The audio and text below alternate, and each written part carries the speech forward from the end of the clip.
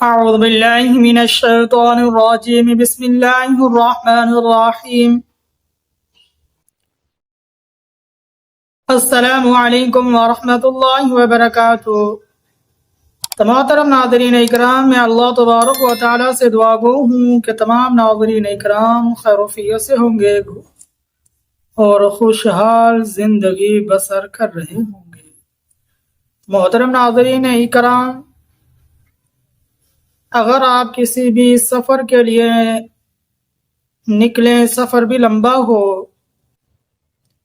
اور ہر انسان سفر کرنے سے پہلے پر امید اللہ کی ذات سے ہوتا ہے کہ اللہ تبارک و تعالی کہ جس طرح میں خیر و عافیت سے اپنے گھر سے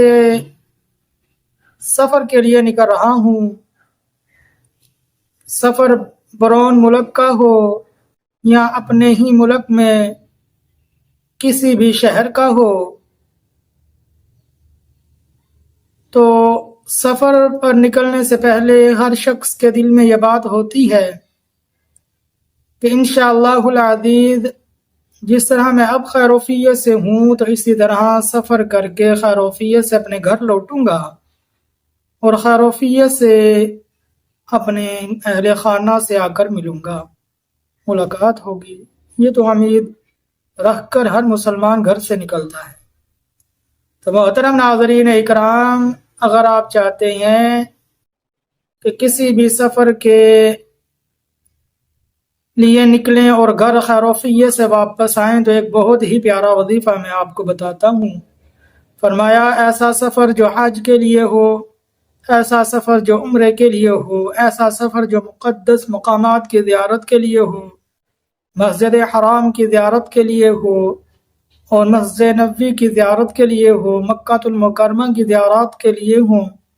اور مدینہ المنورہ کی زیارت کے لیے ہوں، یا اس کے علاوہ دنیا بھر کی مقدس مقامات کی زیارت کے لیے سفر کیا جا رہا ہو۔ چلو کسی بھی سفر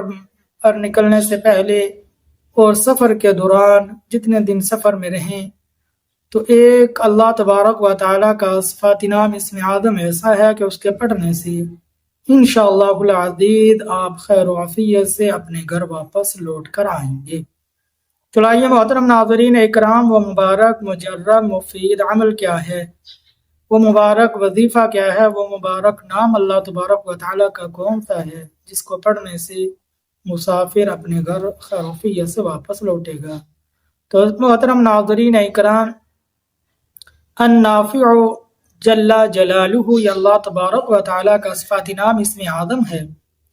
فرمایا جو شخص اس کو پڑھنے سے پہلے اور حالت سفر میں اس کا ورد جاری رکھے گا، اس کو پڑھتا رہے گا، تو انشاءاللہ العزیز اپنے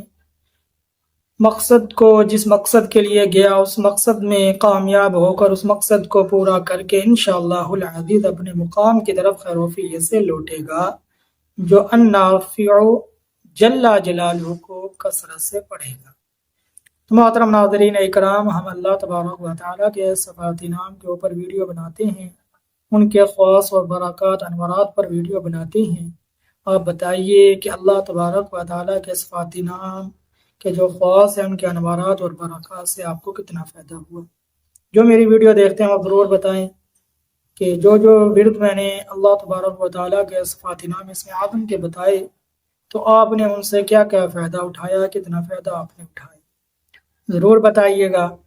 اور ہمارے چینل کو سبسکرائب کر دیں، بیل آئیکن کے بٹن کو دبا دیں